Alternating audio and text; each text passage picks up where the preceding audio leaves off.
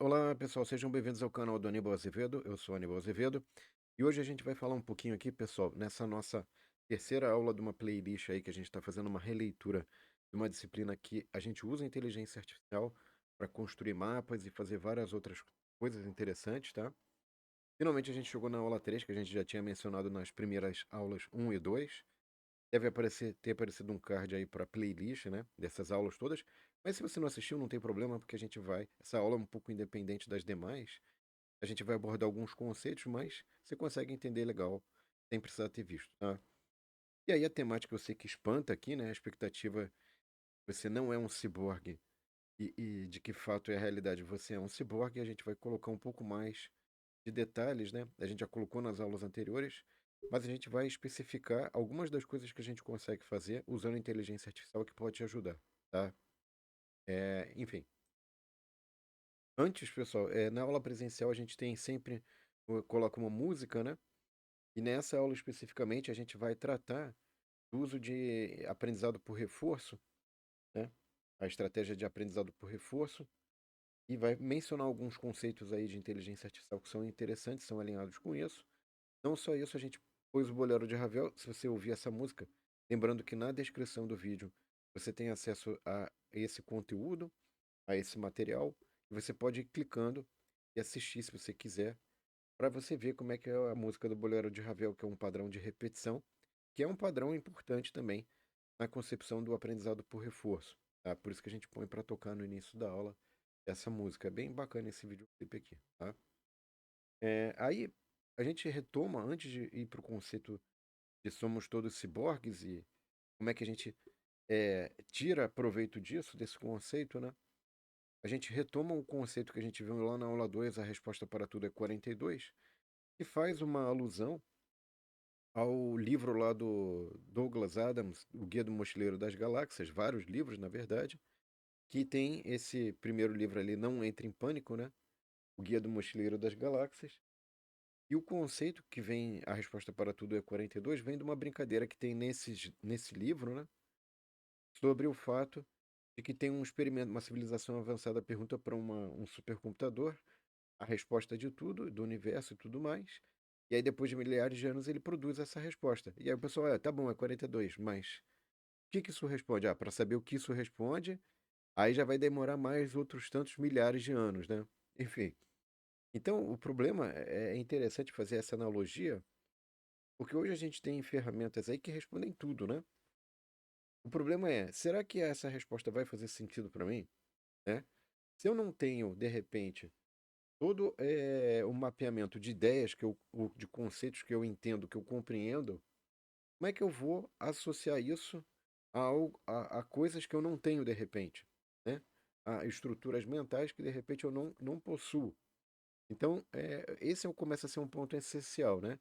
Você mapear tudo aquilo que você sabe ou que você não sabe, ou se você sabe, o que que você sabe exatamente, o que que você precisa saber, porque senão você vai começar a ter uma série de respostas que às vezes não fazem sentido para você, porque simplesmente você não tem conteúdo suficiente para entender aquilo. Tá? Então, esse desafio, pessoal, passa então pelo fato de que agora a gente tem um mecanismo muito avançado, acesso a um mecanismo muito avançado, né? Dentro aí das definições que a gente já tinha dado nas aulas do robô, que é só essencialmente um dispositivo eletromecânico. O Android, que é um robô humanoide ou outro ser artificial, né? Então, o robô aqui não precisa ser um humanoide, mas um Android precisa ser, tem que ter, além disso, um material geralmente semelhante à carne, né? E o ciborgue, aí, na verdade, é um organismo dotado de partes orgânicas e cibernéticas. Então, se você usa celular, você é ciborgue, por essa definição, certo? Mas aí eu queria trazer, pessoal, um ponto que eu acho que é importante, porque quando a gente fala de máquinas, as máquinas foram construídas muito tentando aproveitar muito da nossa própria arquitetura biológica, na forma como a gente aprende, na forma como a gente lida com as situações, e tornar isso de maneira mais eficiente, né? Então, o que acontece? Isso é um ponto importante porque eu queria trazer para vocês essa figura, né, do Sísifo. Não sei se você conhece, é uma figura mitológica, e na mitologia grega antiga, né, você tem essa figura e basicamente ele foi punido por uma série de, enfim, de coisas que ele fez contra os deuses. A punição dele então foi rolar uma pedra até o topo de uma montanha, e quando a pedra chegasse ao cume, voltava para baixo, e ele tinha que ficar repetindo isso, tá?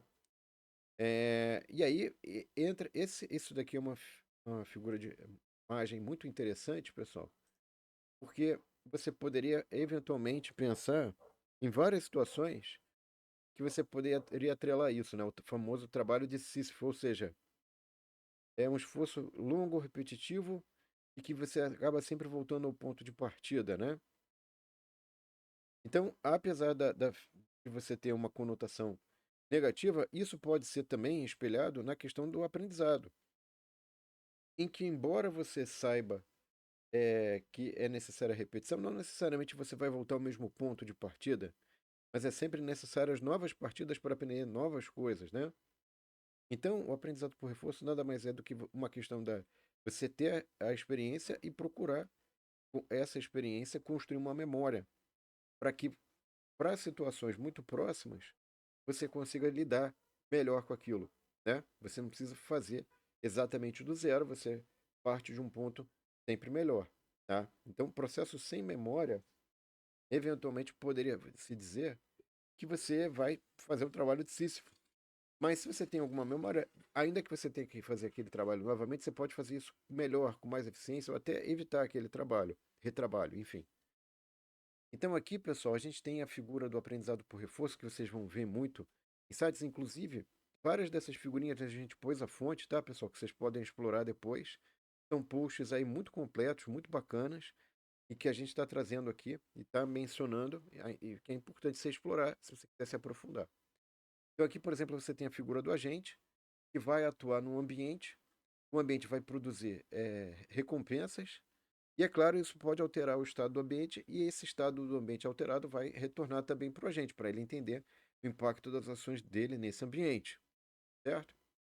E aí, com base nisso, uma outra figurinha também que reforça essa questão é que muitas vezes, um pouquinho diferente na verdade, quando o agente exerce essa ação no ambiente e o ambiente retorna uma recompensa ou um estado, como que ele foi alterado e qual é a posição do agente eventualmente também alterada, você tem uma questão de um interpretador. Eu achei interessante essa figura porque isso não é muito usual. Normalmente, a maioria das figuras e posts trazem o agente ou o ambiente, mas essa figura da interpretação, da avaliação do que está, da leitura do ambiente, também é um elemento importante e muitas vezes não é corretamente indexado ou não é colocado, sequer colocado, né? Eu acho também que é importante, tá? Aqui já temos uma outra situação, pessoal, que são as aplicações do aprendizado por reforço. Você veja que é um mecanismo muito simples, né? Mas ele tem ampla aplicabilidade em jogos, controle de robôs, energia, e-commerce. Então, tudo isso são. Aqui eu botei, ele fala recomendações personalizadas, mas poderia ser e-commerce, plataformas de streamings ou até mesmo vídeos do YouTube, né? Enfim, tem muita coisa e entra essa questão do aprendizado por reforço, né? Então, nesse post aqui, eu trouxe essa figurinha desse post, ele fala essa questão do loop de feedback, né? Que parece um pouquinho, deixa eu sair da frente, esse trabalho do Sísifo, né? Que você fica repetindo, repetindo, repetindo, repetindo. É um ciclo de repetições, mas é importante mencionar que, embora haja esse ciclo de repetições, há sempre a melhoria, tá? Nesse post também, pessoal, ele traz aqui a questão de explorar, né? De você, digamos assim, tentar aperfeiçoar certos aspectos específicos, ou de você buscar novos aspectos, né? Esse gasto de energia, como é que ele pode ser feito dando aprendizado por reforço, né? E há uma questão envolvida nisso. E a questão da recompensa, né? De você ter um comportamento previsto e de que como é que você pode evitar de simplesmente o robô ir lá e roubar a recompensa, digamos assim, sem exercer ou sem realizar o comportamento que era previsto ou desejado através do aprendizado por reforço. Então tem vários aspectos ali interessantes, mas eu queria enfatizar, e você pode falar, poxa, tudo isso é muito teórico, isso não leva a lugar nenhum, mas eu queria enfatizar para vocês, pessoal, que o aprendizado de máquina não é algo tão só simplesmente usar para jogos e tudo, é importante a gente também entender os tipos de aprendizado de máquina. Lembre-se, inteligência artificial é a área, a sub-área aprendizado de máquina. Aí dentro da sub-área de aprendizado de máquina, você tem os tipos de aprendizado de máquina. Então, o aprendizado supervisionado, por exemplo, você sempre tem essas figuras de dados que já são, que você já sabe, digamos assim, já tem um parecer, né? Você já sabe o que que é. Então, aqui, por exemplo, eu tenho triângulos, hexágonos, quadrados, então eu já sei, tá? E aí o que acontece? Você, com esses dados e com esses labels, né? Que seriam, digamos assim, aqui está escrito errado, labels, mas enfim. Esses labels, você vai falando, olha, eu vou te dar uma coisa para você treinar. Então, dadas essas características, quais são esses objetos, certo? Então, você faz esse treinamento e depois, com outro conjunto de dados distinto, que é o conjunto de dados de teste, está aqui embaixo, aqui, né? Você vai verificar o quão bom é o seu modelo. Quão bom em termos de predizer, a partir das características que são fornecidas dos objetos, ele consegue dizer se é um quadrado, se é um triângulo, se é um hexágono, né?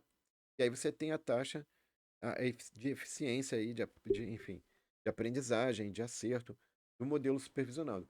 Já no modelo não supervisionado, como o próprio nome já diz, pessoal, eu não tenho necessariamente, a priori, a classificação. Então, eu tenho as informações, tenho os dados, mas eu não tenho se é o tipo de fruta do outro lado, tá? E aí eu tenho que fazer uma separação com base nas características, ok? Aí eu vou fazer separar, né? São os métodos de criação de classes ou separação de classes, poderia ser pensado assim, no qual eu não consigo, a priori, fornecer um label, eu não tenho uma, digamos assim, uma especificação final, e isso, quem vai me dar é o próprio modelo, tá? Eu sei que é um pouco, talvez, abstrato. Se vocês quiserem, ponham nos comentários algum aspecto que vocês gostariam que eu entrasse em detalhes, que eu mostrasse. Porque, enfim, são vários algoritmos, métodos que a gente pode mostrar nesse sentido, tá? E para finalizar o aprendizado por reforço, que a gente já mencionou, já mostrou várias figuras, né? Eu não vou. Enfim, esse post aqui também é bem bacana. Tem muita coisa legal, bem didático. Tem muito código Python. Todos eles trazem pelo menos alguma coisa em código Python para você ver também como é que você pode aplicar isso em termos de programação, se você achar interessante, tá? Aqui temos uma aplicação real, pessoal. Trazemos duas aplicações reais para aqueles que acham que é tudo muito teórico e tudo muito bonitinho, mas não serve para nada. Então, eu estou mostrando coisas que já estão em operação, tá? Então, por exemplo, aqui você tem no meu lado esquerdo, aqui não, no meu lado esquerdo, você tem ali aviões, né? Então, a Força Aérea dos Estados Unidos testou com sucesso, certo? Uso de um caça com inteligência artificial. Se você quiser, depois você confere ali o link, tá? E aí, o mais interessante disso um teste da Força Aérea surpreendeu o mundo. Um caça com IA derrotou um F-16 com um piloto de carne e osso em um exercício militar real. Então você veja que já estamos numa fase. Isso aqui foi recente, né? Publicado em julho de 2025. Eu estou gravando agora em 1º de setembro de 25. Então você veja que é recente essa coisa interessante, né? Esse resultado interessante. E aqui você tem uma outra coisa também que é muito mencionada e já está em operação, que é a mobilidade com carros autônomos. Então, é importante, pessoal. Aqui eu trago uma reportagem da FAPESP, da revista FAPESP, bem interessante, porque também define os 5 níveis de autonomia, né? Porque muito se fala de autonomia, mas tem vários níveis isso, ok? Então, é só para dizer que, dependendo do nível de autonomia que você considera, por exemplo, nível 3 aqui, para mencionar um. O carro conta com sensores avançados e gerencia a direção, mas o motorista precisa estar apto a assumir o comando quando o automóvel estiver diante de tarefas que não está preparado a executar. Eu diria que já existem uma série de tecnologias hoje nesse nível 3, tá? Enfim, o nível 4 seria alto estágio de automação, o veículo dispensa intervenção humana, mas só trafega em velocidades baixas por áreas previamente mapeadas.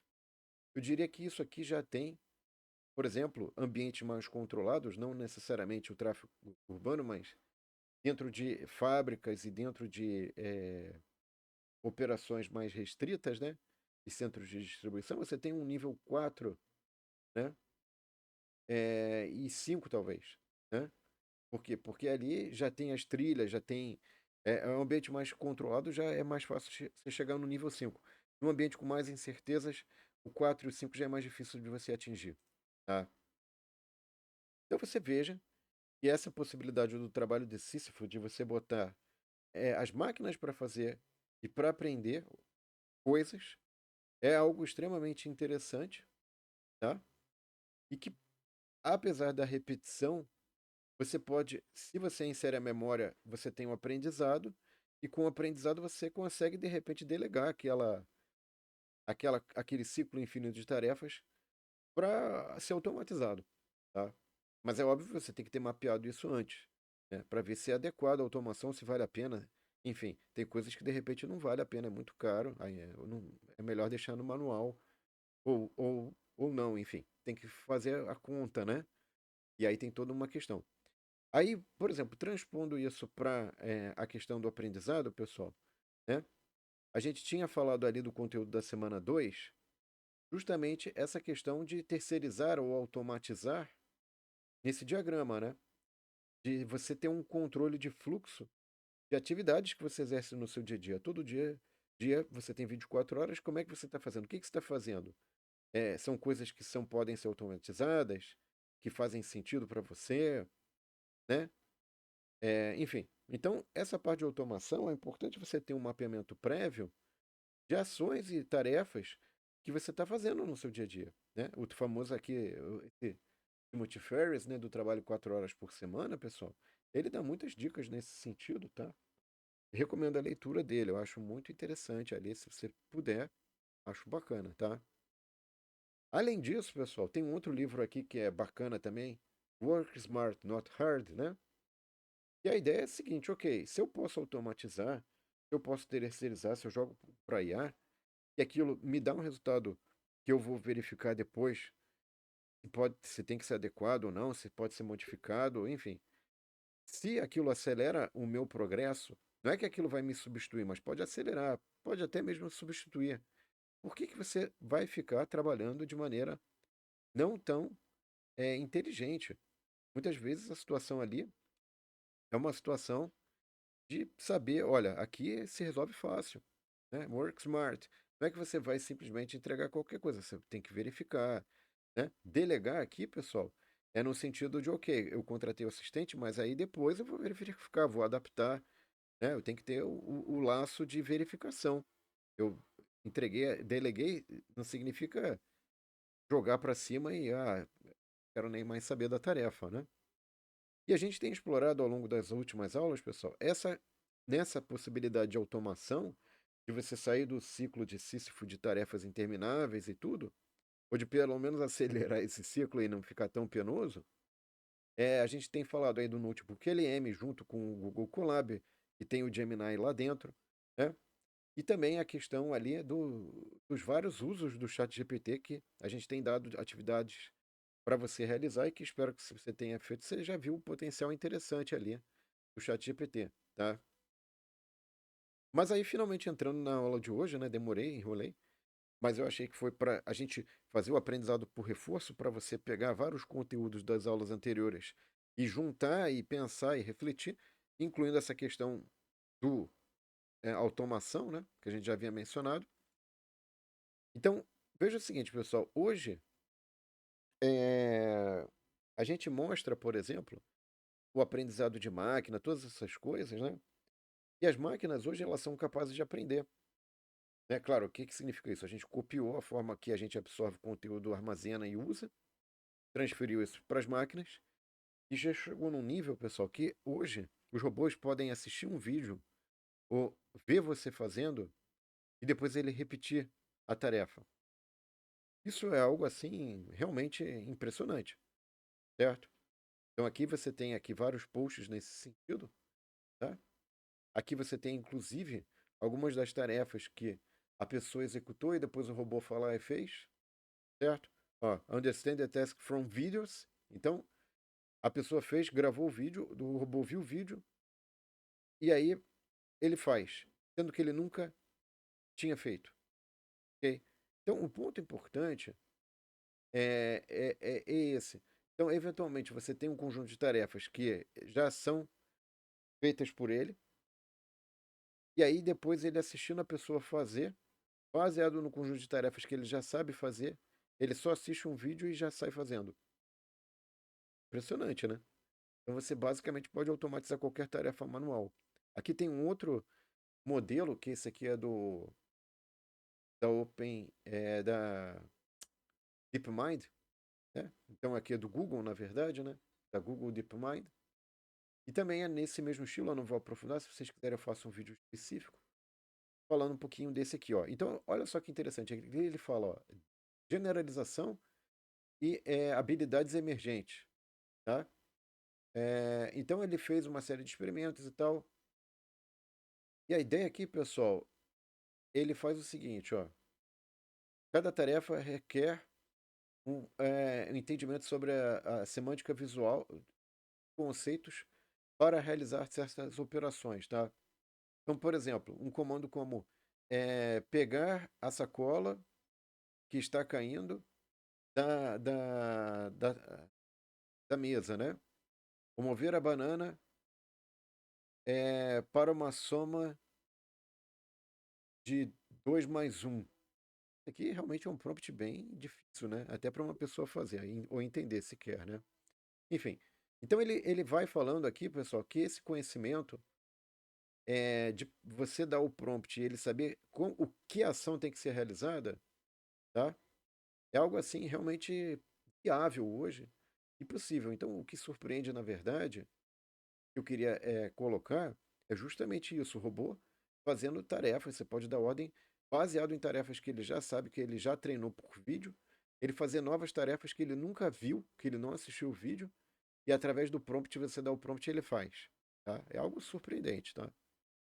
Isso já existe, tá, pessoal? Não estou inventando nada. Tem o link ali, vocês podem conferir depois. Tenho vontade para explorar em profundidade o material. Aqui tem uma outra situação, pessoal, de que acontece? Parece um joguinho isso aqui, né?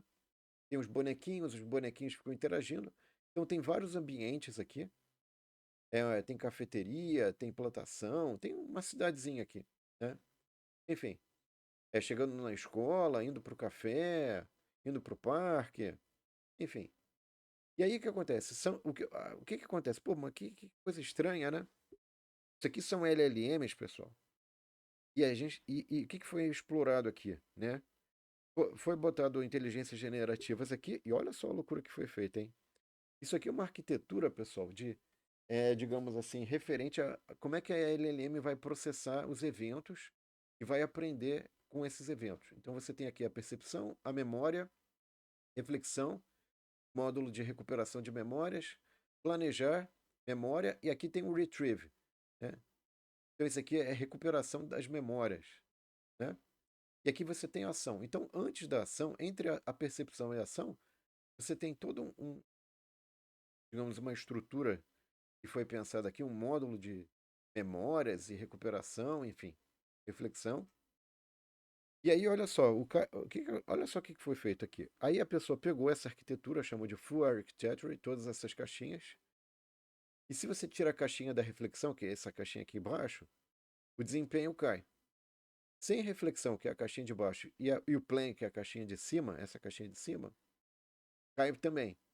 Aí você tira reflexão, planejamento e observação, cai muito. Aí, isso aqui ele pegou o desempenho de uma pessoa, crowd worker, né? Então você veja que a arquitetura completa de uma LLM, com planejamento, memória, recuperação de memória e reflexão, ela tem um desempenho ali muito bom. E mesmo se você retirar a reflexão e o planejamento, mas mantiver a recuperação de memórias, você já passa a ter um desempenho ali consistentemente superior ao de um Human Crowd Worker, ok? Isso aqui é o True Skill Ranking Ranking. Eu não sei como é que ele chegou aqui. Vale a pena explorar o paper para ver de onde ele tirou esse Human Crowd Worker. Agora eu não me recordo, mas tem um artigo aqui, depois se quiserem vocês conferem ali, tá? Então, pessoal, a gente está vivendo num mundo que brigar com a máquina não é uma opção. O ponto é, se você vai brigar com a máquina, então para de usar o seu celular agora. Quero ver. Vai ser difícil, né? Você não vai conseguir fazer muita coisa, certo? Então, o ponto é, você tem que tornar a máquina a sua aliada para os seus objetivos, para o seu porquê. Esse é o ponto. Então, e como é que você combina as várias ferramentas disponíveis, sempre usando tudo gratuito? Essa é a nossa filosofia aqui, pessoal. Tudo gratuito, certo? Já que os nossos dados estão aí, né? Eu vou dizer o que está acontecendo, você acha que você deve saber. Então, ok, os dados estão sendo levados, absorvidos, usados. Tá bom, eu vou usar tudo gratuito, não vou pagar por nada não. E vou combinar essas ferramentas. Vou aumentar minhas habilidades com o uso conjunto dessas ferramentas. Que é o que a gente mencionou aqui, já vem trabalhando de aulas anteriores, tá? É claro que a gente pode ser, talvez, ambicioso e falar assim, pô, eu aprendi um notebook LM, então eu vou pegar os vídeos lá do pessoal dos anos anteriores, né? Vou pegar os dados, a latitude e longitude, vou montar um mapa, vou fazer um ranking, um dashboard, e então eu vou tirar uma fotinha. E aí a nossa ideia foi pegando o link do vídeo, na verdade, a gente foi no notebook LM, pegou o link para o vídeo, fez um prompt e conseguiu ali um programa em Python. Extraiu um programa em Python daquele link do vídeo. Olha que louco. Então, naquela vibe pô, se o robô pegou o vídeo e conseguiu fazer a tarefa, ou aprender a tarefa, por que eu não posso fazer isso com o notebook LM? É como se fosse um robô que absorve o conteúdo daquele vídeo, transfere aquele conteúdo para um programa de computador que eu vou usar. Muito próximo do que a gente mencionou agora há pouco, né? E aí, só que o problema é que tivemos esse erro, né? A gente não consegue resolver esse erro só usando o Gemini lá do Google Colab, tá? Aí pode dar alguma ansiedade, mas não fique ansioso, não entre em pânico, né? Como diria o Guia do Mochileiro das Galáxias. A nossa ideia foi usar uma estratégia. Falar, peraí, mas eu sei que se eu for no chat GPT, eu consigo anexar arquivos, inclusive esse ponto YNB é uma extensão referente a arquivos do Google Colab. Eu posso botar apresentações, enfim, vários arquivos lá do Google Drive para o chat GPT em cima disso melhorar, aperfeiçoar, retirar erros, né? Então, pensando de forma inteligente aí, work smart, not hard, né? E aí, o nosso gatinho programador falou: Ah, agora sim, hein? Agora você fez uma coisa bacana. E a gente tem aqui, então, a conversa que a gente teve com o chat GPT, o nosso gatinho programador, né? A gente é o Dev GPT que manda os gatinhos trabalhar para fazer os programas de computador. Porém, a gente chegou aqui e teve também problemas, erros. E eu não sei se você reparou, mas o principal erro que está dando aqui é esse municípios underline sp.gel.json. E claro, obviamente, a maioria das pessoas talvez, algumas podem entender, mas se você nunca ouviu falar de Python, está começando a trabalhar agora com isso, eventualmente você não vai entender o que é um gel.json, ponto .gel.json, municípios, né? Então, poxa, você tem que melhorar, ampliar o seu horizonte mental para entender o que está sendo produzido aqui de mensagem. Então, o que a gente pode fazer? Ao invés da gente ser, digamos assim, tão ambicioso no sentido de já querer resolver numa tacada só o problema, talvez seja importante criar as estruturas mentais no nosso cérebro para a gente entender passo a passo o que está sendo feito ali e não simplesmente delegar no sentido faz aí e o que der deu. Mas espera aí, vamos tentar fazer passo a passo, entendendo o que ele está fazendo. Se der algum desvio ou alguma coisa que não é o que a gente quer, a gente vai ter capacidade suficiente para falar, não, peraí, por aqui não vai dar certo. Faça isso, faça aquilo. Então tem esse ponto também, tá? Então aqui o que a gente fez? A gente pegou o nosso conteúdo da semana 3 e fala, é um conteúdo básico, simples, né, inicial, mas para muitas pessoas importante, de você saber o que é uma variável, o que é uma lista, o que é um dicionário, o que é um pandas e tabela de dados, né? Então o que a gente fez? A gente pegou esse conteúdo e foi dentro do próprio Google Colab, a gente foi perguntando para o Gemini, a gente foi fazendo prompts para o Gemini, a gente clicava lá no símbolozinho do Gemini, é como se fosse uma estrelinha na parte de baixo, né? Deixa eu mostrar aqui para vocês, pessoal. Talvez a maioria das pessoas não conheça. Só mostrar aqui rapidamente. Então, o ambiente do Google Colab, pessoal, é totalmente livre, gratuito. É só você ir no Google, digitar Google Colab, tá? E clicar no primeiro link que aparece, aqui, Google Colab, tá? E aí eu cliquei nessa ferramenta, ela inicialmente apareceu vazia, não apareceu nada, mas aqui já vai aparecer com código. Por que que apareceu com código? Porque eu fui digitando um prompt para o próprio ambiente do Google Colab, deixa eu ver, ele apareceu aqui, ótimo. Aqui, ó, essa estrelinha que eu mencionei aqui embaixo, é bem discreta, né? Ativar ou desativar o Gemini. Então, se eu digitar aqui um prompt, ele gera o código para mim, tá? Então, o que que eu digitei aqui exatamente? Dá para apresentação? Demora um pouquinho, né? Eu peguei esse primeiro vídeo, né? Eu, por exemplo, poderia ter digitado no Gemini ali ou ter tirado uma foto no ChatGPT e pedir para ele me explicar e gerar um programa, tá? E ele gera o programa, explica. Para essa segunda atividade, eu poderia ter pego 2 vídeos, né? Então você pode fazer esse experimento também. Pedir para o ChatGPT te explicar e como os conceitos poderiam ser combinados. E aqui você poderia, inclusive, também como gerar tabelas de dados a partir de listas e dicionários, tá? Então, também usando foto e prompt. Aqui, sim, eu usei esse recurso de ir lá no Google Colab depois no Gemini. E eu botei o prompt, forneça um exemplo didático sobre o que é, como funcionam os tipos de variáveis. Então, veja, eu posso ir pelo ChatGPT tirando foto, que era uma coisa que a gente já sabia. Posso ir pelo Gemini dentro do Google Colab, pedindo exemplos para ele me mostrar, ele gerando código e rodando, fazendo tudo automático. E ele gera a explicação também, tá? Então, ele gera esse texto de explicação e gera o código e roda para mim. Poxa, e aí o código está comentado, está com um comentário ainda. Então, dependendo da dúvida que eu tiver, eu tenho um professor online 24 horas por dia, 7 dias por semana. Seja pelo ChatGPT, seja pelo Gemini, eu escolho como é que eu quero, ou o que é que eu quero fazer, como que eu quero fazer, quando eu quero fazer. Né? Uma liberdade tremenda nesse sentido, tá? Então, eu espero que com isso, pessoal, a gente já consiga ver que essa tríade aqui, Notebook LM, Colab com Gemini e GPT, dá para a gente fazer muita coisa, de forma. Assim, não preciso saber. Agora você precisa de saber multi-agentes coordenados, orquestrados e. Né? Não, ó, estou usando prompt, estou usando. Vamos tentando, tirando foto, vamos vendo o que acontece. Né? São coisas assim que você vai navegando, vai tentando, vai fazendo e a coisa vai acontecendo, tá? Então, para a próxima semana, inclusive, pessoal, para o próximo vídeo, né? A gente poderia ter essa questão, né, de gerar algum mapa, pedir para gerar, usar um mapa, mas isso vai ficar para o próximo vídeo.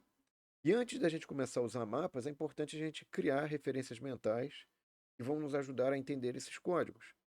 Então, por exemplo, é importante eu saber, por exemplo, quais são os tipos de mapas que existem, como que eles poderiam ser usados, né?